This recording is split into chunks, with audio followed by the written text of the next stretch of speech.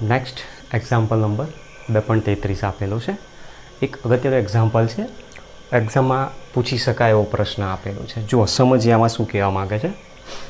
પ્રશ્નમાં હવે કીધું છે હાઇડ્રોજન વર્ણપટનું કયું સંક્રમણ હિલિયમ પ્લસ આયન વર્ણપટના બાલ્મર સંક્રમણ n/4 થી n/2 જેટલી તરંગ લંબાઈ ધરાવતું હશે. તો મતલબ અહીંયા એક He પ્લસ માટે આપણે સંક્રમણ બતાવવાનું છે, બીજું હાઇડ્રોજન માટેનું સંક્રમણ બતાવવાનું છે. બંનેની કમ્પેરિઝન કરવાની. એમાં કીધું હાઇડ્રોજન વર્ણપટનું કયું સંક્રમણ બાલ્મર સિરીઝની અંદર જે અહીંયા હિલિયમ માટે બતાવ્યું છે એના માટે સંક્રમણ દર્શાવતું હશે. તો મતલબ જો He પ્લસ વર્ણપટ માટે બાલ્મર સિરીઝમાં સંક્રમણ n/4 માંથી n/2 થતું હોય તો હાઇડ્રોજનનું સંક્રમણ માટે મતલબ n1 n2ની જે વેલ્યુ છે એ કઈ હોવી જોઈએ, આપણે આવું શોધવાનું કીધું છે. ચલો સમજતા જઈએ. તો સૌથી પહેલાં તરંગ લંબાઈ અને તરંગ સંખ્યાનો આપણે એક સૂત્ર પણ ભણી ગયા હતા બાલ્મર સિરીઝની અંદર. જે સૂત્ર આપણે ભણી ગયા તે આ રીતનું હતું, nu bar is equal to 1/λ is equal to Rydberg constant, Rydberg અચળાંક જેને આપણે નામ આપેલું છે 1.09677 10⁻⁷ એ જે આપેલું છે વેલ્યુ એ આપણી પાસે આ રીડબર્ગ અચળાંકની હતી અને એના દ્વારા અહીંયા સૂત્રમાં આપણે અંશમાં હતો z² અને તારવણી કરી હતી તો સૂત્ર આવ્યું હતું 1/n1² - 1/n2². બસ આનો યુઝ કરવાનો છે, બરાબર. આપણે તરંગ લંબાઈના અર્થમાં જોઈએ છે તો તરંગ લંબાઈનો પોઈન્ટ લઈએ. ચલો તો He પ્લસ આયન માટે સૌથી પહેલાં કોના માટે લઈએ? He પ્લસ આયન માટે.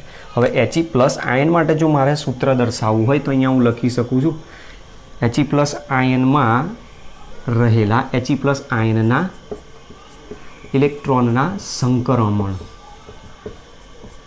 માટે તો આપણી પાસે જે સૂત્ર આવશે એને 1/λHe પ્લસ તરીકે હું દર્શાવી શકું is equal to Rydberg constant value નથી મૂકવી, એમને એમ રહેવા દો, અને z² 1/n1² - 1/n2². હવે અહીંયા આપણને શું કીધું છે? n/4 માંથી n/2 માં ટ્રાન્ઝિશન થાય છે.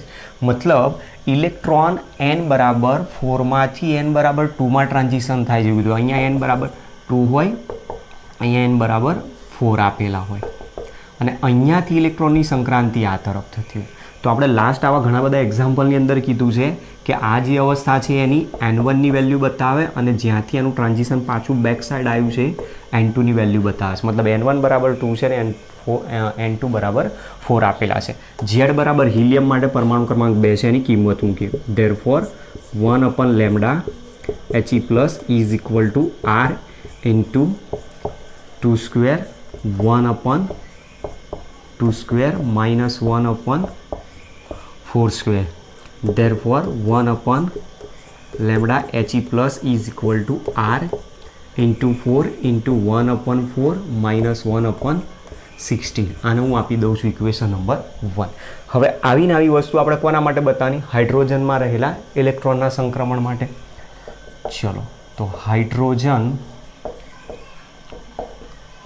પરમાણુના ઇલેક્ટ્રોનનું ના સંક્રમણ માટે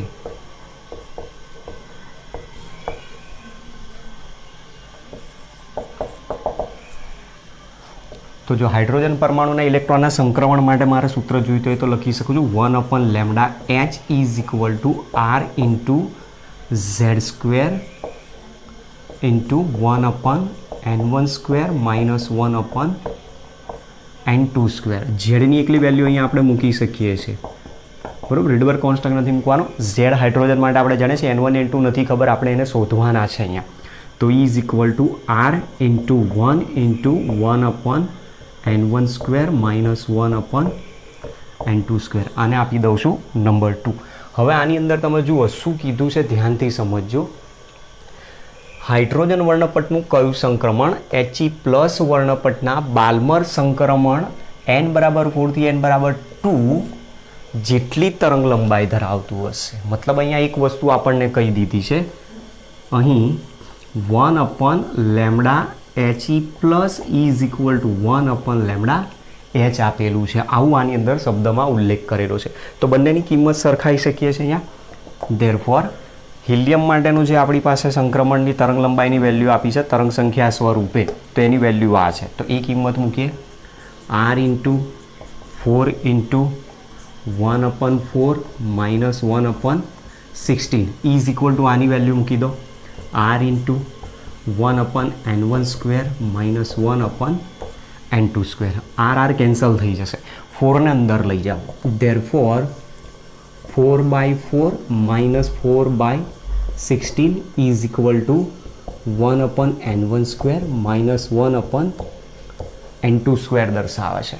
ચલો, તો ધેરફોર અહીંયા 1 થઈ જશે, એની જગ્યાએ હું આ રીતે લખી શકું 1/1 સ્ક્વેર લખી શકાય. આ રીતે 1 થઈ જશે એટલે 1/1 સ્ક્વેર, અથવા તો અત્યારે અહીંયા આને હું 1 જ રાખું છું. ચલો, minus 1/4 is equal two 1/n1 square minus 1/n2 square. તો આને મારે લખવું હોય તો આ રીતે હું લખી શકું 1/1 સ્ક્વેર માઇનસ 4 એટલે 2નો સ્ક્વેર થઈ શકે, 2 square is equal two 1/n1 square minus 1/n2 square દર્શાવે છે. જે આપણને શું સમજાવે છે જુઓ, જેમાં n1 બરાબર વેલ્યુ કેટલી દર્શાવેલી છે 1, n2 બરાબર કેટલી આપેલી છે તો 2. મતલબ હાઇડ્રોજન માટે હાઇડ્રોજન પરમાણુનો ઇલેક્ટ્રોન n બરાબર 2માંથી n બરાબર 1માં સંક્રમણ પામે, એટલે કે તે. હવે n બરાબર 1 હોય તો કઈ શ્રેણી આવશે? લાયમન સિરીઝ. અહીંયા 2 છે તો બાલ્મર સિરીઝ કહેવાય છે, એટલે કે તે લાયમન શ્રેણીમાં સંક્રમણ પામે ત્યારે તેની તરંગ લંબાઈ He પ્લસના બાલ્મર શ્રેણીમાં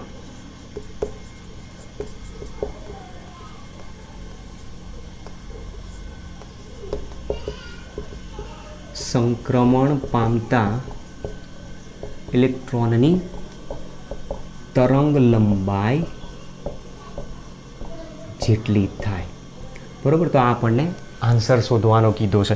મતલબ અહીંયા વેલ્યુ કેટલી આવશે હાઇડ્રોજન માટે?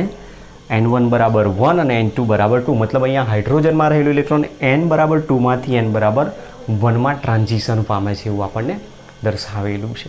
તો આ રીતે જોવા જાઓ તો આ એક્ઝામ્પલ આપણા માટે ઇમ્પોર્ટન્ટ છે, એ રીતે કહી શકે છે એક્ઝામની દ્રષ્ટિએ. તો તમે મેથડ અહીંયા તમે જોઈ શકો છો. પહેલાં મેં હિલિયમ માટે શોધી નાખી 1 લેમ્બડા, પછી હાઇડ્રોજન માટે શોધી નાખી. જે વસ્તુ આપેલી છે બંને સમાન કરી દો અને બંનેમાંથી n1 n2ની વેલ્યુ શોધી નાખો. નેક્સ્ટ 2.34 નંબરનો દાખલો છે. એમાં કીધું છે પ્રક્રિયા માટે જરૂરી ઉર્જાની ગણતરી કરો. મતલબ અહીંયા આપણને એક હિલિયમ પ્લસ આયન આપેલો છે, એનો ઇલેક્ટ્રોન દૂર કરે છે. હવે કોઈ પણ વાયુરૂપ પરમાણુમાંથી ઇલેક્ટ્રોન જ્યારે દૂર કરી દેવામાં, સંપૂર્ણપણે ઇલેક્ટ્રોન દૂર કરી દેવાનું, પાછો એ આવવો જોઈએ નહીં. તો એના માટે જે જરૂરી ઉર્જા છે એને આપણે આયનીકરણ ઉર્જા તરીકે કહીએ છીએ.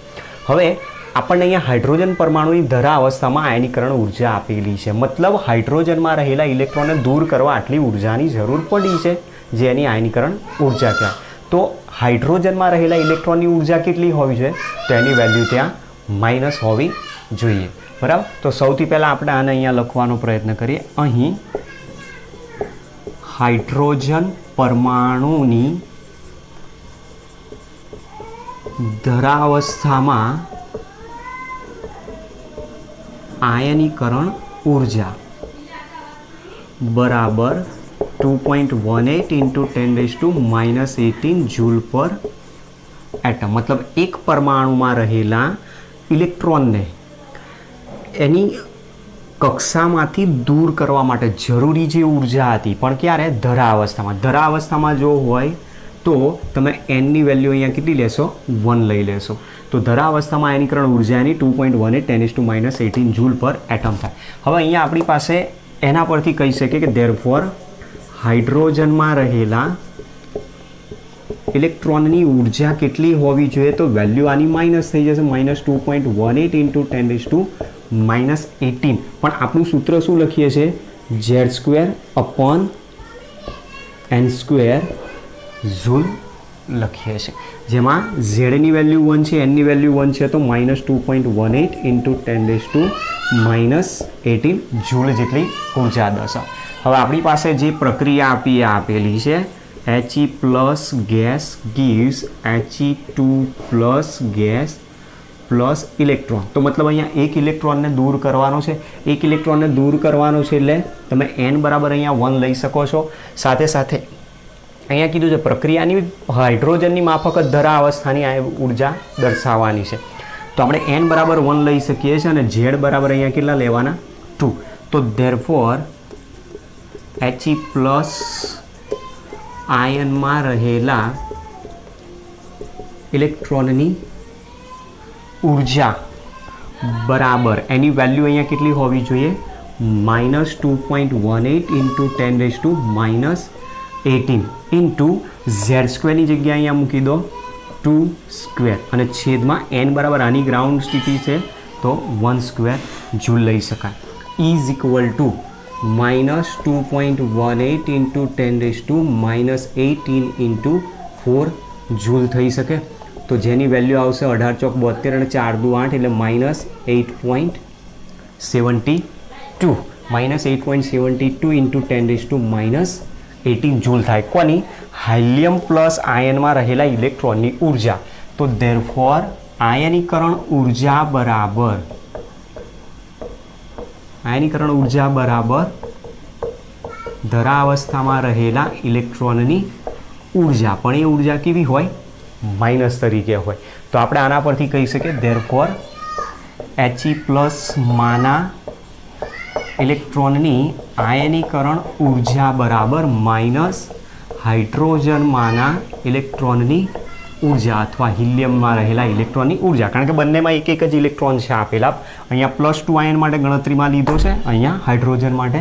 તો is equal to ionization enthalpy is equal to -8.72 into 10⁻⁻18 joule is equal to 8.72 into 10⁻⁻18 joule per atom જેટલી આની આયનીકરણ એન્થાલ્પી આવે. તો આપેલી પ્રક્રિયામાં તમે જે ઇલેક્ટ્રોનને અહીંયાથી દૂર કરો છો એ ઇલેક્ટ્રોનને પરમાણુય કક્ષકમાંથી આયનમાં રહેલા જે કક્ષકો હશે એ કક્ષકમાંથી ઇલેક્ટ્રોનને દૂર કરી દેવાનો છે અને પાછો આવવો જોઈએ. તો એના માટે કેટલી ઉર્જાની જરૂર પડે 8.72 ઇન્ટુ 10⁻⁻18 જૂલ જેટલી એની આયનીકરણ એન્થાલ્પી કહી શકાય. ઇલેક્ટ્રોન દૂર કરવા ઉર્જા તમે આપશો એટલે વેલ્યુ પોઝિટિવ આવે. જો ઉર્જા ગુમાવતો હોય તો એ નેગેટિવ વેલ્યુ આવી શકે. બરાબર, તો આટલી વસ્તુ આપણને અહીંયા દાખલામાં માંગેલી છે.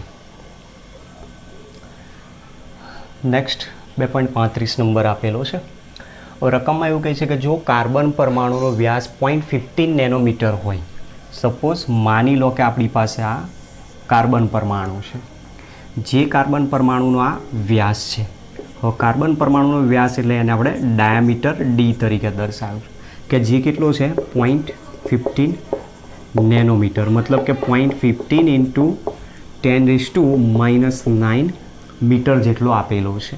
હોય તો કાર્બન પરમાણુની સંખ્યા ગણો જેને 20 સેન્ટીમીટર લાંબી સ્કેલ પર સીધી લીટીમાં એકબીજાની નજીક ગોઠવી શકાય. મતલબ હવે કહેવા શું માગે છે, આ એક કાર્બન પરમાણુ છે જેનો વ્યાસ આપેલો છે 0.15 નેનોમીટર. હવે કાર્બન પરમાણુ અહીંયા સીધી લીટીમાં આ રીતે ગોઠવવાની વાત કરી છે. જો આ રીતે સીધી લીટીમાં ગોઠવી શકીએ તો જે ટોટલ લેન્થ કુલ લંબાઈ આપી છે, કુલ લંબાઈ આવા પરમાણુને ગોઠવતા કેટલી મળે છે 20 સેન્ટીમીટર. કુલ લંબાઈ બરાબર 20 સેન્ટીમીટર બરાબર 20 10⁻² મીટર જેટલી થાય. તો આવા કેટલા કાર્બન પરમાણુઓ ગોઠવાયેલા હોઈ શકે આપણને ખબર નથી. ધારો કે સીધી લીટીમાં ગોઠવી શકાતા કાર્બન પરમાણુની સંખ્યા આપણને ખબર નથી, તો ધારી લઈએ કે કાર્બન પરમાણુની સંખ્યા n છે. આવો n પરમાણુ, એક કાર્બન પરમાણુનો વ્યાસ d છે, બે કાર્બન પરમાણુનો વ્યાસ 2d, ત્રણ કાર્બન પરમાણુનો વ્યાસ 3d, n કાર્બન પરમાણુનો વ્યાસ કેટલો થાય nd થાય. તો આવા nd કાર્બન પરમાણુ તમે ગોઠવો છો એક સીધી રેખામાં ત્યારે કુલ લંબાઈ કેટલી થાય છે? 20 સેન્ટીમીટર થાય છે એવું કહે છે. તો therefore n into D is equal to 20 into 10⁻² metre લખી શકું. ડાયામીટરની વેલ્યુ આપેલી છે, આપણે શોધવાના કીધા છે કાર્બન પરમાણુની સંખ્યા. તો એનને સૂત્ર કરતા બનાવો. Therefore n is equal to 20 into 10⁻² metre upon D is equal to 20 into 10⁻² upon ડીની જગ્યાએ આ વેલ્યુ મૂકી દે, મીટરમાં છે આ વેલ્યુ એટલે 0.15 ઇન્ટુ 10⁻9 મીટર. મીટરને અહીંયાથી કેન્સલ કરી નાખો. બરાબર. હવે આનો આપણે કેલ્ક્યુલેશન કરીને જવાબ લાવવાનો છે. ચલો, તો અહીંયા 20 છે ગુણ્યા 10⁻² છે, છેદમાંથી 10⁻9 ને ઉપર લઈ જાય એટલે 10⁻9 થઈ જશે. અહીંયા છે 0.15. હવે 0.15 ને આપણે એમને એમ રાખીએ, એની જગ્યાએ શું કરીએ છીએ, આ 10⁻² છે એને હું છેદમાં લાવી દઉં અને આને ઉપર લઈ ગયા તો 10⁻9 અને આને છેદમાં લાવશો એટલે 10⁻2 થશે. આ ઓલરેડી 10⁻² બતાવે, પોઈન્ટ અહીંયાથી હટાવી દો તો 15 ઇન્ટુ 10⁻2 થશે. તો આ કેન્સલ થઈ જશે. ક્લિયર? ચલો, હવે આપણી પાસે જે પોઈન્ટ બાકી રહ્યો એની અંદર 20/15 કરવાના છે અને એના આધારે જે જવાબ આવે જવાબ આપણે શોધવાનો છે. તો 20/15 બરાબર થાય છે 1.33 ગુણ્યા 10⁹ કાર્બન પરમાણુની સંખ્યા મળે. કારણ કે આપણે શોધવાના શું કીધા છે? એનની વેલ્યુ શોધવાની છે કે તમે કેટલા કાર્બન પરમાણુ સીધી રેખામાં ગોઠવી શકો છો. ચલો, ત્યાર પછી એ જ રીતનો બીજો એક એક્ઝામ્પલ આપેલો છે. 2.8 કાર્બન પરમાણુઓ. હવે અહીંયા સંખ્યા શોધી, અહીંયા ઓલરેડી આપી દીધી છે આપણને એની વેલ્યુ. 2.8 કાર્બન પરમાણુ એકબીજા પાસે ગોઠવાયેલા છે. જો વ્યવસ્થાની લંબાઈ 2.4 સેન્ટીમીટર હોય, મતલબ અહીંયા કાર્બન પરમાણુની જે ગોઠવણીની વાત કરી છે, એમાં કાર્બન પરમાણુ જે ગોઠવાય છે એમાં 2 ઇન્ટુ 10⁸ કાર્બન પરમાણુઓ ગોઠવાય છે. અને એ જ્યારે આ રીતે સીધી લીટી રેખામાં ગોઠવાય છે ત્યારે એની લંબાઈ, કુલ લંબાઈ 2.4 સેન્ટીમીટર થાય છે. મતલબ 2.4 ગુણ્યા 10⁻² મીટર થાય છે. તો કાર્બન પરમાણુની ત્રિજ્યા શોધો. સેમ એઝ ઇટ ઇઝ આ રીતનું જ આવશે અહીંયા પણ. ધેરફોર આપણી પાસે જે પરમાણુ આપેલા છે, અહીંયા ભલે 2.2 ઇન્ટુ 10⁸ કાર્બન પરમાણુ આપેલા છે, પણ અહીંયા કાર્બન પરમાણુ આપણે ત્રિજ્યા શોધવાની છે. તો આપણે ડાયામીટર તો છે આપણી પાસે, ડાયામીટરનો યુઝ કરી શકીએ છીએ, ડાયામીટરના સૂત્રનો યુઝ કરી શકીએ છીએ. એક્ઝેક્ટ આનું આ સૂત્ર અહીંયા પણ લાગુ પડશે. Therefore n into D is equal to કુલ લંબાઈ કેટલી બતાવી છે? 2.4 ઇન્ટુ 10⁻² મીટર. ધેરફોર એનની વેલ્યુ તો આપણને આપેલી છે, એને છેદમાં લઈ જાઓ. Diameter is equal to 2.4 into 10⁻² metre upon n is equal to diameter વ્યાસની જગ્યાએ મૂકી શકું છું 2 into r is equal to 2.4 into 10⁻² metre upon આની વેલ્યુ મૂકી દો 2 ઇન્ટુ 10⁸ કાર્બન પરમાણુ. ચલો, 2 ને હજુ નીચે લાવી દો અહીંયાથી. Therefore r is equal to 2.4 into 10⁻² અપન 2 into 2 into 10⁸ carbon પરમાણુ અહીંયા દર્શાવી શકું છું. ચલો, હવે આનો જવાબ આપણે શોધવાનો છે. તો અહીંયા 24 લઈ લઈએ, છેદમાં મૂકી દઉં છું 10 ગુણ્યા 10⁻² અને છેદમાં હજુ છે અહીંયા 2 દુ 4 ગુણ્યા 10⁸ કાર્બન પરમાણુ. તો 4 6 24 10⁸ ઇન્ટુ 10 10⁹ અંશમાં લઈ જજો. 10⁻9 ઇન્ટુ 10⁻², તો 10⁻11 થઈ જાય. તો 6 ઇન્ટુ 10⁻11. અહીંયા આપણે જવાબ જે લાવવાનો છે શું છે? ત્રિજ્યા શોધવાની છે. બરાબર. તો આપણી પાસે જે વેલ્યુ અહીંયા આપેલી છે એ મીટરમાં છે વેલ્યુ. તો આની અંદરથી જે જવાબ આવશે આપણને 10⁻11 મીટર કાર્બન પરમાણુની ત્રિજ્યા થશે. તો 6 ઇન્ટુ 10⁻11 મીટર જેટલી કાર્બન પરમાણુની ત્રિજ્યા હોઈ શકે છે. બરાબર. તો આ રીતનો આપણને એક્ઝામ્પલ 2.36 આપેલો છે.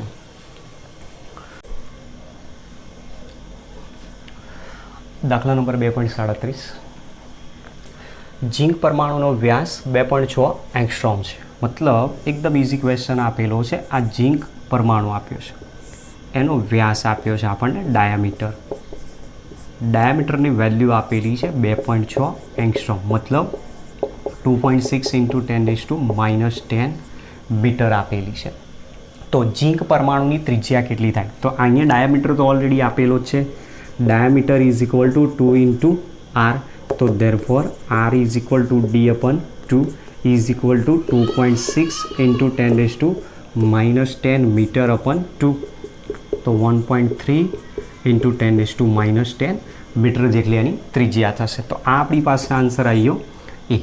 આન્સર બી માગેલો છે. હવે શું કીધું? જો ઇલેક્ટ્રોન એકબીજાની લગોલગ લંબાઈ પ્રમાણે, મતલબ ઝીંક પરમાણુ જે છે એમાં રહેલા જે ઇલેક્ટ્રોન છે એ એકબીજાની લગોલગ લંબાઈ પ્રમાણે ગોઠવાયેલા હોય અને એ 1.6 સેન્ટીમીટર લંબાઈમાં હાજર હોય તો પરમાણુની સંખ્યા કેટલી? મતલબ અહીંયા એવું કહેવા માગે છે ઝીંક પરમાણુમાં રહેલા ઇલેક્ટ્રોન જે છે આ રીતના ગોઠવાયેલા છે, જેની કુલ લંબાઈ અહીંયા તમને કીધી છે કે કુલ કેટલી લંબાઈમાં ગોઠવાયેલા છે? તો 1.6 સેન્ટીમીટરમાં, મતલબ 1.6 × 10⁻2 મીટરમાં ગોઠવાયેલા છે. તો આવા પરમાણુની સંખ્યા કેટલી હોઈ શકે? તો ધેરફોર આપણું જે સૂત્ર છે લાસ્ટ બે એક્ઝામ્પલમાં એ જ રીતે n × d is equal to 1.6 × 10⁻2 metre. Therefore આપણે n શોધવાનું છે તો n is equal to 1.6 10⁻2 metre upon diameter. ડાયામીટરની વેલ્યુ છે અહીંયા આપણી પાસે આપેલી 2.6 10⁻10 મીટર જેટલી. ચલો હવે આનો આન્સર શોધવાનો છે. તો અહીંયાથી પોઈન્ટ હટાવી દો તો 16/26 ગુણ્યા 10⁻2 છે, 10⁻10 ને અંશમાં લઈ જાઓ તો 10⁻2 + 8 ઇઝ ઇક્વલ ટુ 16/26 10⁻10 તો બાકી રહ્યા 10⁻8. તો અહીંયા પરમાણુ કેટલા મળે છે? તો 16/26 બરાબર 0.615 × 10⁸, મતલબ કે 6.15. પોઈન્ટ આપણે જમણી બાજુ એક ખસ્યા તો 10⁷ પરમાણુ ગોઠવાયેલા હશે. તો આટલા પરમાણુ 1.6 સેન્ટીમીટર લંબાઈની અંદર ઝીંકના ગોઠવાયેલા જોવા મળી શકે છે. ચલો ત્યાર પછી આપ્યો છે 38 નંબર. એક કણ 2.5 × 10⁻16 કુલમ જેટલો સ્થિર વિદ્યુતીય ભાર ધરાવે છે. અહીં એક કણનો વિદ્યુત ભાર અથવા તો સ્થિર વિદ્યુત ભાર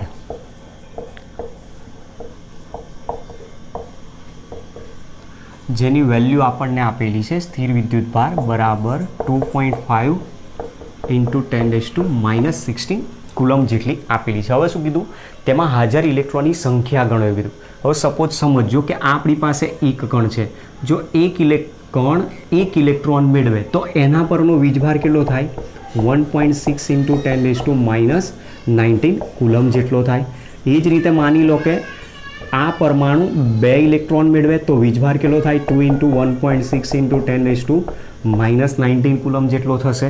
માની લો કે એની જગ્યાએ પરમાણુ 1000 ઇલેક્ટ્રોન મેળવે તો એનો વીજભાર કેટલો થાય? 1000 × 1.6 × 10⁻19 કુલમ. તો આપણે ઇલેક્ટ્રોનની સંખ્યા શોધવાની છે, આપણને ખબર નથી. તો ધારી લઈએ, ધારો કે કણ પર હાજર ઇલેક્ટ્રોનની સંખ્યા બરાબર n જેટલા છે. તો મતલબ કેટલા ઇલેક્ટ્રોન ધરાવે છે? n electron. Therefore n electron પરનો ચાર્જ કેટલો થઈ શકે? તો n ઇલેક્ટ્રોન પરનો ચાર્જ તમારી પાસે અહીંયા ચાર્જ ઓલરેડી આપેલો છે કે એ કણ પરનો ચાર્જ આટલો છે. એક કણ પરનો ચાર્જ આટલો, તો n કણ પરનો ચાર્જ કેટલો થઈ શકે? તો n electron is equal to 2.5 × 10⁻16 coulomb. આને તમે અહીંયાથી કહી શકો છો એક ઇલેક્ટ્રોન પરનો ચાર્જ અહીંયા આપ્યો છે મુજબ એક કણ પરનો ચાર્જ આટલો છે. તો એક કણમાં એક કણ જે આપેલો છે એની ઉપર રહેલા n ઇલેક્ટ્રોન જો હોય તો n ઇલેક્ટ્રોન પરનો ચાર્જ કેટલો થઈ શકે? તો શોધવાની છે આપણે ઇલેક્ટ્રોનની સંખ્યા. તો therefore n is equal to 2.5 × 10⁻16 coulomb upon ઇલેક્ટ્રોનનો ચાર્જ બરાબર 2.5 × 10⁻16 अपॉन 1.6 इंटू 10⁻⁻⁹ ઉપર કુલમ કુલમ છે કેન્સલ થઈ જશે. ચલો હવે આનો જવાબ આપણે શોધવાનો છે. 2.5 अपॉन 1.6 ઇઝ ઇક્વલ ટુ થાય છે 1.5625 ઇન્ટુ 10⁻⁻16 છે. અહીંયા 19 છે, -19 ને અંશમાં લઈ જાઓ એટલે +19 થઈ જશે. તો 1.5625 ઇન્ટુ 10⁻³ થાય. ચલો તો આને આની સાથે જો ગુણી નાખીએ તો 3 પોઈન્ટ અહીંયાથી ખસીએ તો 3 પોઈન્ટ ખસીશું તો 1562 ઇલેક્ટ્રોનની સંખ્યા મળી શકે છે. 62 ઇલેક્ટ્રોન મળે. એપ્રોક્સિમેટ વેલ્યુ બરાબર 1562ની આજુબાજુ મળશે. 1562.5 કહેવાય પણ આપણે પોઈન્ટમાં નથી લખતા એટલે 1562 જેટલા એમાં હાજર ઇલેક્ટ્રોન હોઈ શકે છે કે જેનો સ્થિર વિદ્યુતીય ચાર્જ કેટલો હશે? 2.5 10⁻⁻16 કુલમ જેટલો હશે. ક્વેશ્ચન છે 2.39. મિલિકનના પ્રયોગમાં તેલ બિંદુ પર ચળકતા એક્સ કિરણો દ્વારા પ્રાપ્ત સ્થિર વિદ્યુતીય ભાર -1.282 ઇન્ટુ 10⁻⁻18 કુલમ છે. તેમાં રહેલા ઇલેક્ટ્રોનની સંખ્યા ગણો એવું કીધું છે. હવે શબ્દ સમજો આની અંદર શું કહેવા માગે છે. મિલિકનનો ઓઇલ ડ્રોપ એક્સપેરિમેન્ટ આપણી બુકની અંદર ખાલી સમજૂતી માટે આપ્યો છે. ફિઝિક્સની અંદર છે ધોરણ 12માં. હવે એની અંદર શું હોય છે કે આવું એક ઓઇલ ડ્રોપ છે. એ ઓઇલ ડ્રોપ જ્યારે નીચે પડતું હોય ત્યારે અહીંયા જે પ્લેટ રાખેલી હોય છે બરાબર. અહીંયા ચોખ્ખું છે તો મિલિકનના પ્રયોગમાં તેલ બિંદુ પર હવે એ જે પ્લેટ રાખેલી હોય છે એ પ્લેટ ઉપર એ પડે ત્યારે એ દરમિયાન શું થતું હોય કે પ્લેટ ઉપર જે પરમાણુઓ છે એ પરમાણુના રહેલા ઇલેક્ટ્રોનનો પોતાનો નેગેટિવ ચાર્જ અને ઓઇલ ડ્રોપની અંદર રહેલા ઇલેક્ટ્રોનનો નેગેટિવ ચાર્જ બંનેના નેગેટિવ ચાર્જ છે. આ પરમાણુ શું કરે છે એની જે સ્થિતિ ઉર્જા આપેલી છે mgh જેટલી એનાથી નીચે પડવાનો પ્રયત્ન કરતો હોય છે. સામે અહીંયાથી શું કરે છે અપાકર્ષણ થવાના કારણે એ દૂર ખસવાનો પ્રયત્ન કરે છે જેને આપણે ઇલેક્ટ્રોસ્ટેટિક ફોર્સ તરીકે નામ આપેલું હોય છે. આ ઓઇલ ડ્રોપ અહીંયાથી નીચે પડવાનો પ્રયત્ન કરે છે પણ આનો ચાર્જ અને આનો ચાર્જ બંને સમાન છે. સમાન ચાર્જ હોવાના કારણે શું કરે એને અપાકર્ષે છે જેના કારણે ઓઇલ ડ્રોપ હવામાં જ રહી જતું હોય છે. એ દરમિયાન એ ઓઇલ ડ્રોપ દ્વારા શોષાયેલા ઇલેક્ટ્રોનની સંખ્યા કેટલી છે આપણે શોધવાની છે. તો ધારી લઈએ કે ધારો કે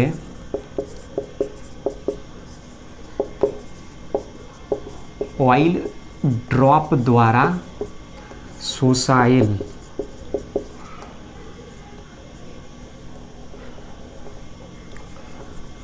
ઓઇલ ડ્રોપ દ્વારા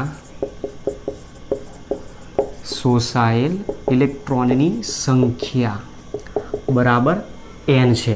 તો ધેરફોર n ઇલેક્ટ્રોન પરનો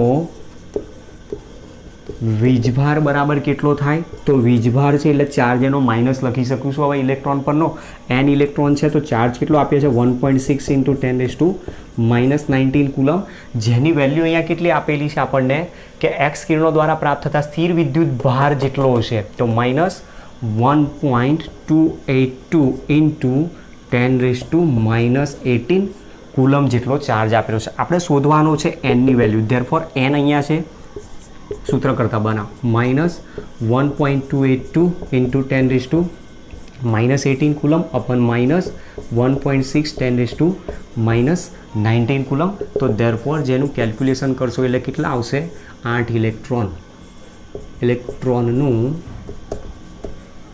શોષણ થશે.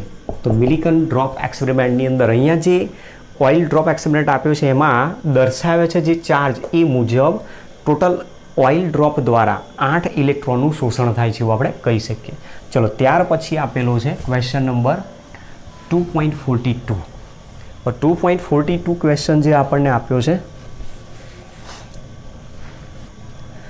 એમાં તમે જુઓ રકમ શું આપેલી છે કે દળ ક્રમાંક 81 વાળું તત્વ મતલબ અહીંયા આપણને પરમાણુય ભાર આપ્યો છે એવું કહી શકે દળ ક્રમાંક. હવે દળ ક્રમાંક આપેલો છે દળ ક્રમાંક E ઇઝ ઇક્વલ ટુ 81 છે. તો દળ ક્રમાંકની જગ્યાએ આપણે શું લખીએ પરમાણુ ભાર કોના કારણે હોય પ્રોટોન વત્તા ન્યુટ્રોનની સંખ્યા પરથી એનો પરમાણુ ભાર મળતો હોય છે. તો જેટલા પ્રોટોન અને ન્યુટ્રોન છે એનો સરવાળો કરો એટલે શું મળે એનો પરમાણુ ભાર. હવે એમાં શું કીધું પ્રોટોનની સરખામણીએ પ્રોટોન ધારો કે P જેટલો છે પ્રોટોનની સરખામણીએ 31.7% વધુ ન્યુટ્રોન ધરાવે છે. तो मतलब न्यूट्रॉननी संख्या देयरफॉर न्यूट्रॉननी संख्या बराबर प्रोटॉननी सरखामणीए मतलब प्रोटॉननी सरखामणी में 31.7% વધુ પણ કોના ન્યુટ્રોનના પ્રોટોનની સરખામણી 31.7% વધુ ન્યુટ્રોન ધરાવે છે. તો પ્રોટોનનું જે વજન છે એ પ્રોટોનના વજન કરતાં 31.7% જેટલું વધુ વજન ધરાવે છે. તો મતલબ એનો સરવાળો થશે. તો ધેરફોર ન્યુટ્રોનની સંખ્યા અહીંયાથી જો લેવાનો પ્રયત્ન કરીએ તો neutron is equal two P plus 31.7% છે તો ભાગ્યા 100 કરી દો ગુણ્યા પી is equal two P plus 0.317 P is equal two therefore n is equal two P common કાઢી લેશો એટલે 1.317 પી આપણને અહીંયાથી વેલ્યુ મળે છે. હવે અહીંયા શું કીધું પરમાણુની સંજ્ઞા દર્શાવો. પરમાણુની સંજ્ઞા દર્શાવીએ તો શું કરવું પડે આપણે પરમાણુય ભાર પરથી પરમાણુય ક્રમાંક શોધવો પડે. પરમાણુય ક્રમાંક કોના આધારે મળી શકે પ્રોટોન અને ઇલેક્ટ્રોનની સંખ્યાના આધારે. તો આપણે અહીંયા પ્રોટોનની સંખ્યા શોધી નાખીએ પ્રોટોનની સંખ્યા ઉપરથી જવાબ મળી શકે. તો અહીંયા જુઓ આપણી પાસે જે સૂત્ર છે એ મુજબ આ એક વસ્તુ આપેલી છે. અહીંયાથી પ્રોટોનની જગ્યાએ આપણે સૂત્રમાંથી જો શોધી નાખીએ તો વેલ્યુ આપણને મળે. એનની વેલ્યુ આપણે શોધી નાખી છે. એનની વેલ્યુ અહીંયા મૂકવાનો પ્રયત્ન કરીએ. અહીં P plus N is equal to 81. Therefore પ્રોટોનને આપણે શોધવાનો છે. પ્રોટોનને એમને એમ રહેવા દો. ન્યુટ્રોનની વેલ્યુ તમે શોધી છે એને અહીંયાથી મૂકી દો. પી પ્લસ 1.317 પી એનની જગ્યાએ કિંમત અહીંયા મૂકીએ છીએ is equal to 81. Therefore P common કાઢી લો તો 1.1317 ઇઝ ઇક્વલ ટુ 81. ધેરફોર પ્રોટોનની સંખ્યા ગુણ્યા 2.317 is equal to 81. Therefore P is equal two 81/2.317 value આવે છે. હવે આનો જવાબ કેટલો આવે છે આપણે એ શોધવાનો છે. 81/2.317 જેની વેલ્યુ આવે છે 34.96. ધેરફોર પ્રોટોનની સંખ્યા એપ્રોક્સિમેટ કેટલી બતાવશે 35. જો પ્રોટોનની સંખ્યા 35 હોય તો ધેરફોર ઝેડ બરાબર કેટલા કહી શકો 35. જો ઝેડ બરાબર 35 હોય અને સામે પરમાણુય દળાંક 81 જો આપેલો હોય તો 35 કોનો પરમાણુ ક્રમાંક છે બ્રોમિનનો છે. તો બ્રોમિનનો સમસ્થાનિક અહીંયા આપણને 35Br81 મળી શકે છે. તો આ આન્સર આપણે શોધવાનો કીધો છે. નેક્સ્ટ 2.43 નંબરનો ક્વેશ્ચન આપ્યો છે. હવે આમાં કીધું છે દળ ક્રમાંક 37 ધરાવતો આયન. મતલબ અહીંયા આપણને પ્રોટોન વત્તા ન્યુટ્રોનની સંખ્યા કેટલી આપેલી છે 37 આપી દીધી છે. દળ ક્રમાંક 37 ધરાવતા આયન 1 એકમ ઋણ ભાર ધરાવે છે. હવે 1 એકમ જો ઋણ ભાર ધરાવતો હોય તો મતલબ પ્રોટોન કરતાં ઇલેક્ટ્રોનની સંખ્યા કેવી હશે 1 વધારે હશે. ધ્યાન રાખજો જો પરમાણુ તટસ્થ હોય તો પ્રોટોન ઇલેક્ટ્રોનની સંખ્યા સમાન હોય. પણ હવે આપણને તો અહીંયા કીધું છે કે જે આયન આપેલો છે 1 એકમ ઋણ ભાર ધરાવે છે. મતલબ પ્રોટોનમાં રહેલા ઇલેક્ટ્રોનની સંખ્યા કરતાં 1 ઇલેક્ટ્રોન કેવો હશે વધારે હશે. તો જ પરમાણુ ઉપર 1 એકમ ઋણ ભાર આવી શકે છે એવું આપણે કહી શકીએ. હવે બીજો પોઈન્ટ અહીંયા આપણને આપેલો છે. ધેરફોર અહીંયાથી હું સૂત્ર લખી શકું ઇલેક્ટ્રોન ઇઝ ઇક્વલ ટુ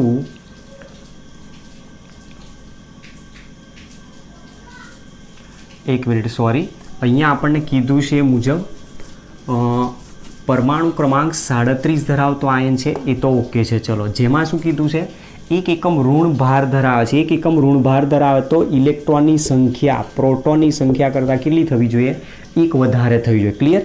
જો બંને સંખ્યા સમાન હોય તો એ તટસ્થ ગણી શકાય. પણ હવે તો અહીંયા કીધું છે 1 એકમ ઋણ ભાર ધરાવે છે તો પ્રોટોન કરતાં 1 ઇલેક્ટ્રોનની સંખ્યા વધુ થઈ જાય. Therefore proton is equal to electron -1 પણ હું અહીંયા લઈ શકું છું. બરાબર. રેફરન્સની અંદર આવું કશું આપેલું હશે ધ્યાનથી જોજો એમાં. ચલો હવે શું કીધું જો આયન ઇલેક્ટ્રોન કરતાં 11.1% વધારે ન્યુટ્રોન ધરાવે તો મતલબ અહીંયા કહેવા શું માગે છે ન્યુટ્રોનની સંખ્યા બરાબર ઇલેક્ટ્રોન કરતાં મતલબ ઇલેક્ટ્રોન કરતાં 11.1% વધારે ન્યુટ્રોન ધરાવે છે એવું કીધું છે. તો ઇલેક્ટ્રોન કરતાં 11.1% વધારે ન્યુટ્રોન ધરાવે છે. તો is equal to electron plus 11.1 upon 100 electron is equal to electron plus 0.111 electron is equal to 1.111 electron ન્યુટ્રોનની સંખ્યા થઈ શકે. હવે જેવું આગળનામાં કર્યું હતું એ જ પ્રમાણે આમાં કે આપણે આની અંદર શું કરીએ, જો પ્રોટોનની સંખ્યા શોધી નાખીએ તો સંજ્ઞા શું છે આપણને મળી શકે છે. પછી એના ઉપરથી ઇલેક્ટ્રોનની સંખ્યા ઉપરથી આપણે ચેક કરી શકીએ. ચલો, તો ધેરફોર પ્રોટોનની સંખ્યા બરાબર, હવે એ વસ્તુ આપણે ક્યાંથી શોધી શકીશું, અહીંયાથી શોધવી પડશે. તો P plus n is equal to 37 આપણને આપી દીધા છે. પીની જગ્યાએ મૂકી દો આ વેલ્યુ E માઇનસ 1, બરાબર, અને એની જગ્યાએ મૂકી દો આની વેલ્યુ. તો ધેરફોર E માઇનસ 1 પ્લસ ન્યુટ્રોનની જગ્યાએ મૂકી દઈએ 1.111 E is equal to 37. Therefore E minus 1 plus 1.111 E is equal to 37. Minus 1ને આ બાજુ લાવી દો. Therefore E plus 1.111 electron is equal to કેટલા થઈ જશે, 38. ઇલેક્ટ્રોન અહીંયાથી કોમન કાઢી લો. તો ધેરફોર 1 પ્લસ 1.111 એટલે 2.111 electron is equal two 38. Therefore electron is equal two 38 upon 2.111 આવશે. ધેરફોર ઇલેક્ટ્રોનની સંખ્યા અહીંયાથી આપણને કેટલી મળશે, 18 ઇલેક્ટ્રોનની સંખ્યા મળશે. બરાબર, ચેક કરી લઈએ. 38 અપોન 2.111 તો જેની વેલ્યુ આવે છે 18. હવે ઇલેક્ટ્રોનની સંખ્યા તમારી પાસે આટલી છે, તો કુલ ઇલેક્ટ્રોન અહીંયાથી કેટલા થયા આયનમાં એ આપણે તો શોધવા પડશે. ધેરફોર આયનમાં કુલ ઇલેક્ટ્રોનની સંખ્યા, હવે આપણે તો સંજ્ઞા શોધવી છે, ઇલેક્ટ્રોનની સંખ્યા શોધવાની કોઈ જરૂર નથી. ચલો, તો આપણે સંજ્ઞા શોધવા માટે શું કરીએ, પ્રોટોનની સંખ્યા શોધી નાખીએ. ધેરફોર પ્રોટોનની સંખ્યા બરાબર આપણી પાસે જે સૂત્ર છે એનો ઉપયોગ કરો. અહીંયાથી પ્રોટોનની સંખ્યા બરાબર E minus 1 is equal two 18 minus 1 is equal two 17. તો પ્રોટોનની સંખ્યા જો 17 હોય તો Z બરાબર કેટલા આવે છે, 17 આવે. Z બરાબર જો 17 હોય અને પરમાણુય દળાંક જો 37 આપેલો હોય તો પરમાણુ ક્રમાંક 17 કોનો છે, ક્લોરીનનો છે. અને ક્લોરીન 1 એકમ ઋણ વીજભાર ધરાવે છે, તો સંજ્ઞા શું થઈ જશે, -1 ચાર્જ એના ઉપર આવશે. બરાબર, આ રીતનો એક્ઝામ્પલ છે. ચલો, ત્યાર પછી 2.44 દળ ક્રમાંક 56 ધરાવતા, મતલબ અહીંયા આપેલી છે પ્રોટોન વત્તા ન્યુટ્રોનની સંખ્યા 56 છે. આયન ધન ભારના 3 એકમ ધરાવે છે એવું કીધું છે. ધન ભારના 3 એકમ ધરાવે છે, તો હવે શબ્દ સમજો. અહીંયા શું કીધું, તો 1 એકમ ઋણ ભાર ધરાવે છે. તો ઋણ ભાર કોનો, ઇલેક્ટ્રોનનો. તો ઇલેક્ટ્રોન પ્રોટોન કરતાં 1 વધારે છે એવું કીધું. હવે અહીંયા શું છે, 3 એકમ ધન ભાર ધરાવે છે. તો ધન ભાર કોનો હોય, પ્રોટોનનો. પ્રોટોન અને ઇલેક્ટ્રોન જો સમાન હોય તો એ ન્યુટ્રલ ગણાય. પણ હવે તો અહીંયા શું કીધું છે, ધન આયન દળ ક્રમાંક 56 ધરાવતા આયન ધન ભારના 3 એકમ ધરાવે છે. તો મતલબ અહીંયા કેટલા ગણો થઈ જશે, 3 ગણો થઈ શકશે. બંનેના કમ્પેરિઝન કરજો. યાર 1 એકમ ઋણ ભાર ધરાવતો તો ઇલેક્ટ્રોન પ્રોટોન સરખા હોય તો ન્યુટ્રલ કહેવાય. પણ ઇલેક્ટ્રોન 1 એકમ ઋણ ભાર વધારે ધરાવ્યો તો એક ઇલેક્ટ્રોન વધી જાય. પ્રોટોન ઇલેક્ટ્રોન સરખા હોય તો એ ન્યુટ્રલ થઈ જશે. પણ અહીંયા 3 એકમ ધન ભાર વધારે છે તો +3 કરી દો, એટલે ઇલેક્ટ્રોન કરતાં પ્રોટોનની સંખ્યા 3 વધારે છે એવું આપણે કહી શકીએ છીએ. ચલો, આના પરથી કદાચ ઇલેક્ટ્રોનની જો જરૂર પડે તો electron is equal two P-3 તમે વાપરી શકો છો. હવે આગળ શું કીધું, ઇલેક્ટ્રોન કરતાં 34% વધુ ન્યુટ્રોન ધરાવે છે એવું કીધું. ઇલેક્ટ્રોન કરતાં 30.4%, સોરી, ઇલેક્ટ્રોન કરતાં 30.4% વધુ ન્યુટ્રોન ધરાવે છે. મતલબ ન્યુટ્રોનની સંખ્યા બરાબર ઇલેક્ટ્રોન કરતાં 30.4% વધુ ન્યુટ્રોન ધરાવે છે એવું આપણે કહી શકીએ. જેવું આપણે અહીંયા બતાવીએ છીએ એ જ રીતે, બરાબર, પર્સન્ટેજ ઓફ ઇલેક્ટ્રોન. તો એ જ વસ્તુ અહીંયા પણ બતાવેલી છે. Therefore neutron is equal to electron plus 30.4 upon 100 into electron. Therefore n is equal to E plus 0.304 E is equal to 1.304 E થશે. તો ન્યુટ્રોનની સંખ્યા તમને આટલી મળી ગઈ. હવે શું કીધું, આયનની સંજ્ઞા દર્શાવો. આયનની સંજ્ઞા દર્શાવવા માટે આપણે પ્રોટોનની જરૂર પડશે. તો પ્રોટોનની કિંમત આપણે અહીંયા શોધવી પડશે. તો પ્રોટોનની કિંમત શોધવા માટે આપણે આની અંદર શું કરો, એક એનની વેલ્યુ અહીંયા મૂકી દો, બરાબર. એનની વેલ્યુ આપણે અહીંયા મૂકી દઈશું એટલે 1.304 એ આવી જશે અને પીની જગ્યાએ તમે આ કિંમત મૂકી દો. તો પ્રોટોન અને ન્યુટ્રોન બંનેની વેલ્યુ આની અંદર કિંમત મૂકી દો. ચલો, તો therefore P plus N is equal to 56. Therefore પીની વેલ્યુ મૂકીએ તો E પ્લસ 3 પ્લસ એનની વેલ્યુ અહીંયાથી મૂકી દઈએ 1.304 E ઇઝ ઇક્વલ ટુ 56. 3ને આ બાજુ લાવી દો. Therefore E plus 1.304 is equal to 56 minus 3. Therefore અહીંયા આને કોમન કાઢી લઈશું ઇલેક્ટ્રોનને. આ ઇલેક્ટ્રોન અહીંયાથી કોમન કાઢશો એટલે 2.304 ઇલેક્ટ્રોન ઇઝ ઇક્વલ ટુ 53 આવશે. તો therefore electron is equal two 53 upon 2.304. હવે આની વેલ્યુ આપણે શોધવાની છે 53 અપોન 2.304 જેની વેલ્યુ થાય છે ધેરફોર ઇલેક્ટ્રોનની સંખ્યા અહીંયા બતાવશે 23. જો ઇલેક્ટ્રોનની સંખ્યા 23 હોય તો પ્રોટોનની સંખ્યા કેટલી થાય? Therefore proton is equal to electron અહીંયા આપેલા છે +3 is equal two 23 plus 3 is equal two 26. Therefore Z બરાબર કેટલા થયા? 26. જો પરમાણુ ક્રમાંક 26 હોય, પરમાણુ ભાર જો 56 આપેલો હોય તો 26 તો પરમાણુ ક્રમાંક કોનો છે? Fe છે અને એ 3 એકમ ધનભાર ધરાવે છે. તો મતલબ આયન કયો થશે? Fe+3 આયન તરીકે અહીંયા જવાબ મળી શકે છે. બરાબર. તો તમે એક્ઝામ્પલ જોઈ શકો છો. એક્ઝામ્પલ થોડાક સમજવા પડે એવા છે, બાકી છે ઇઝી એક્ઝામ્પલ.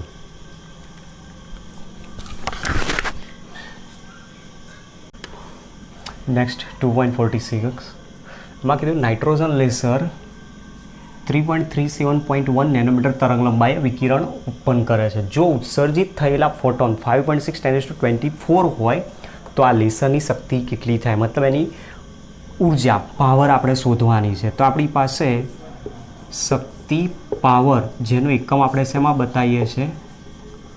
વોટમાં દર્શાય છે. Power is equal to work upon time બતાવે છે, જેમાં વર્ક આપણે જૂલમાં લઈએ છીએ અને ટાઈમ સેકન્ડમાં લઈએ છીએ. જે આપણે આગળ ઓલરેડી અમુક એક્ઝામ્પલમાં એ જોઈ ગયા કે દાખલા તરીકે 100 વોટ જો આપેલો હોય તો એ શું બતાવે છે? 100 વોટ 100 જૂલ પ્રતિ સેકન્ડ ઉર્જા દર્શાવેલી છે. હવે આપણી પાસે એક વસ્તુ છે, એક ફોટોનની ઉર્જા, એક ફોટોનની ઉર્જા E ઇઝ ઇક્વલ ટુ આપણે hc અપોન લેમ્બડા તરીકે દર્શાવીએ છીએ. તો અહીંયા આપણને ફોટોન આપેલા છે. ધેરફોર 5.6 × 10⁻24 ફોટોનની ઉર્જા બરાબર કેટલી થઈ શકે? તો 5.6 × 10⁻24 hc અપોન લેમ્બડા જેટલી થઈ શકે. કિંમત મૂકી આની અંદર બધાની 5.6 × 10⁻24 પ્લાન્ક અચળાંક 6.626 10⁻34 સીની જગ્યાએ મૂકી દો 3 × 10⁸ મીટર પર સેકન્ડ. અને લેમ્ડાની વેલ્યુ અહીંયા આપણને આપેલી છે. Lambda is equal two 337.1 nanometre, મતલબ કે 337.1 × 10⁻⁹ મીટર આપેલી છે. ચલો તો આ કિંમત મૂકી દઈએ 337.1 × 10⁻⁹. તો એનર્જી કેટલી જૂલ આવે છે આપણે જવાબ શોધવાનો છે અહીંયા. ચલો તો જવાબમાં શું કરવું પડશે? 5.6 × 6.626 × 3/337.1 × 10⁻24 - 34 +8 10⁻24 + 8 - 34 અને છેદમાં -9 છે, અંશમાં લઈ જશે એટલે +9 થઈ જશે. ચલો તો પહેલાં આનો ગુણોત્તર લઈ લઈએ કેટલો આવે છે. 5.6 × 6.626 × 3/337.1 ઇઝ ઇક્વલ ટુ આની જવાબ આવે છે 0.332 × 10⁻, ઘાતાંક અહીંયાથી શોધવાનો છે 24 +8 +9 -34 બરાબર 10⁷ જૂલ થાય. મતલબ કે જે ઉર્જા મળે છે 3.32 × 10⁶ જૂલ જેટલી મળે છે આપણને. પણ અહીંયા જે ઉર્જા છે એ શેમાં માંગેલી છે? પાવરમાં માંગેલી છે. તો ધારો કે અહીંયા આપણને કીધું નથી કે કેટલા સેકન્ડમાં ફોટોન ઉત્સર્જિત થાય છે, તો આપણે પર સેકન્ડ આપણે ધારી લઈએ. ધારો કે ફોટોન પ્રતિ સેકન્ડ ઉત્સર્જિત થાય છે. ધેરફોર ફોટોનની શક્તિ જે આપણે શેમાં લીધી છે? વોટમાં. ઇઝ ઇક્વલ ટુ એની જ ઉર્જા વર્ક જૂલ જે અહીંયા આપેલો છે 3.32 × 10⁶ જૂલ પર 1 સેકન્ડ. તો એનર્જી કેટલી આવશે? 3.32 × 10⁶ જૂલ જેટલી આની ઉર્જા આપણને ફોટોનની શક્તિ મળી શકે છે. તો ફોટોનની શક્તિનું મૂલ્ય આપણને આ રીતે શોધવાનું કીધું છે, બરાબર. તો આ રીતનો દાખલો છે આની અંદર આપેલો. ફોટોન કેટલા પ્રતિ સેકન્ડ ઉત્સર્જિત થાય છે એ નથી આપ્યું, તો આપણે એને ધારી લીધું છે. બાકી તો જવાબ તમે જૂલમાં રાખશો તો કોઈ ફરક પડવાનો તો. ચલો નેક્સ્ટ 2.47 એક્ઝામ્પલ આપ્યો છે. એમાં કીધું છે નિયોન વાયુ સામાન્ય રીતે સાઇન બોર્ડમાં વપરાય છે. જે આપણે મોટાભાગે નાઇટની અંદર દુકાનોની ઉપર જે સાઇન બોર્ડ જોઈએ છે એમાં નિયોન વાયુનો યુઝ કરવામાં આવે. નિયોન વાયુમાંથી જે સાઇન બોર્ડમાંથી જે પ્રકાશ ઉત્પન્ન થાય છે એ શું છે? એક પ્રકારનું ઇલેક્ટ્રોમેગ્નેટિક વેવ છે, ઇલેક્ટ્રોમેગ્નેટિક રેડિયેશન છે, વિદ્યુત ચુંબકીય વિકિરણ છે, જે 616 નેનોમીટર તરંગ લંબાઈ ખૂબ તીવ્રતાથી ઉત્સર્જિત કરતો હોય તો ઉત્સર્જનની આવૃત્તિ ગણો એવું કીધું છે. તો સૌથી પહેલાં આપણને અહીંયા જે વેલ્યુ આપી છે તરંગ લંબાઈ lambda is equal to 616 nanometre is equal to 616 × 10⁻⁹ metre જેટલી વેલ્યુ આપીશ. ચલો હવે જે શોધવાનું કીધું છે એનો ઉપયોગ કરીએ. ઉત્સર્જનની આવૃત્તિ, તો જે વિકિરણ ઉત્સર્જિત થાય છે એ શોધવાના છે. ઉત્સર્જનની આવૃત્તિ, તો આવૃત્તિ માટેનું આપણે સૂત્ર ન્યુ ઇઝ ઇક્વલ ટુ C/લેમ્ડા જાણીએ છીએ, તો લેમ્ડા અથવા તો પછી C is equal two new lambda સૂત્ર છે આપણી પાસે. ચલો તો કિંમત મૂકીએ આની અંદર. Therefore new is equal two C એટલે 3 × 10⁸ મીટર પર સેકન્ડ અને લેમ્ડાની વેલ્યુ મૂકીએ 616 × 10⁻⁹ મીટર. મીટર કેન્સલ થઈ જશે, બાકી રહ્યા સેકન્ડ ઇન્વર્સ એટલે હર્ટ્ઝમાં એની વેલ્યુ આવશે. તો અહીંયા જવાબ શોધવાનો છે 3/616 × 10⁸ છેદમાંથી 10⁻⁹ ઉપર જશે એટલે +9 થઈ જશે. તો 8 × 2 = 16 ને 17 થઈ જશે. ચલો તો 3/616 જેની વેલ્યુ છે 3/616 બરાબર 4.87 × 10⁻³ અને આ થઈ જશે 10⁻17. આટલા શું આવશે? Second inverse. તો is equal to 4.87 × 10⁻14 second inverse અથવા 4.87 × 10⁻14 હર્ટ્ઝ ઉત્સર્જનની આવૃત્તિ આવશે. ચલો ત્યાર પછી પોઈન્ટ નંબર 2 બીમાં કીધો છે 30 સેકન્ડમાં આ વિકિરણોએ કાપેલું અંતર કેટલું શોધવાનું છે. તો અહીંયા ધ્યાન રાખવાનું છે વિદ્યુત ચુંબકીય વિકિરણ.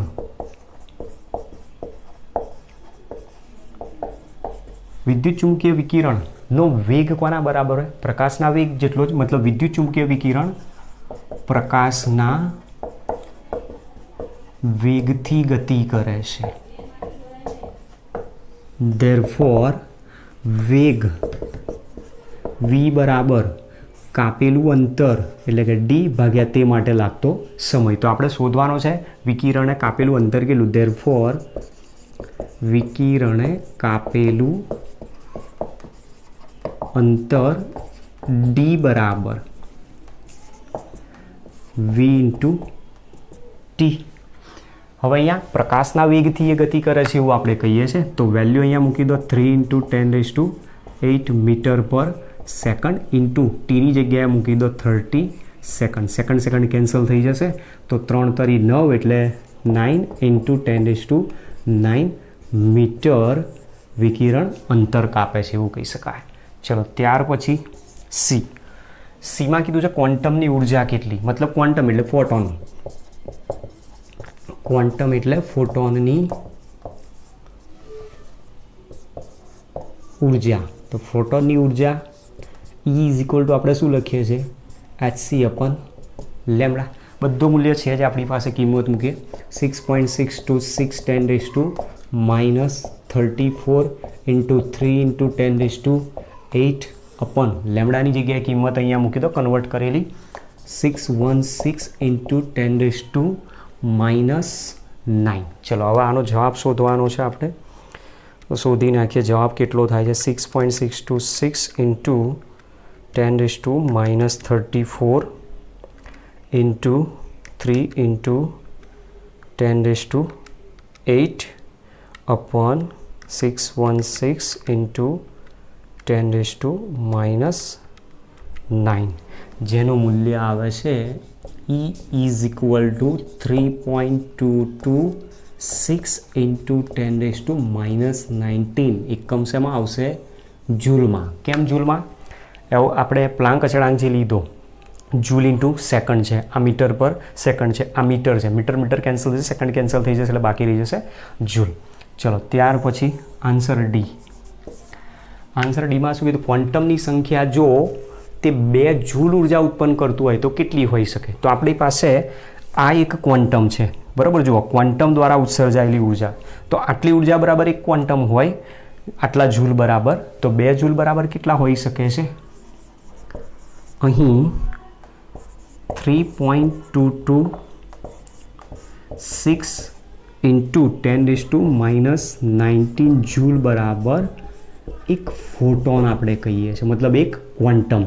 તો ધેરફોર 2 જૂલ બરાબર કેટલા ફોટોન થઈ શકે? તો 2/3.226 × 10⁻19, તો 2/3.226, જેની વેલ્યુ આવે છે 0.619 ઇન્ટુ આવી જશે 10⁻19, મતલબ કે 6.2 કરી શકું છું, એપ્રોક્સિમેટ 6.2 પોઈન્ટ કાપી લીધો અહીંયાથી, તો 10⁻18 ક્વોન્ટમ અથવા તો ફોટોન 2 જૂલ જેટલી ઉર્જા હોય તો ઉત્પન્ન થઈ શકે છે એવું આપણે કહી શકીએ. તો આ રીતના એક્ઝામ્પલ આપેલા છે આપણને, બરાબર. ઓકે, લખી લો.